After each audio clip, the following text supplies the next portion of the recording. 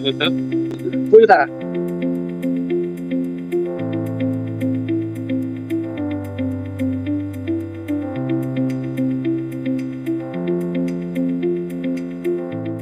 आता आपण लांजातून जाऊन आलोय. 97 किलोमीटर आपली गाडी फिरलेली आहे. आपण आता परत टँक फुल केलाय. गाडीला आता आपण 3.35 डिझेल आता आपल्याला लागलेलं आहे. गाडीला आता आपण नाही म्हटलं तरी 27 ते 28 आपल्याला ऍव्हरेज मिळालेला आहे. आणि याच्या पुढे आपल्याला जर डिझेल मध्ये ऑप्शन जर बघायचं असेल तर आपल्याला नेक्सॉन डिझेल हा ऑप्शन कधीही बेस्ट आहे.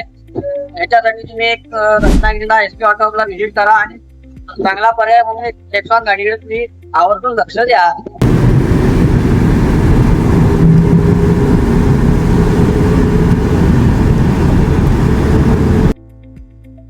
ही माझी तिसरी डिझेल गाडी आहे आणि नेक्सॉन डिझेल ही मी आज पहिल्यांदा वापरतोय.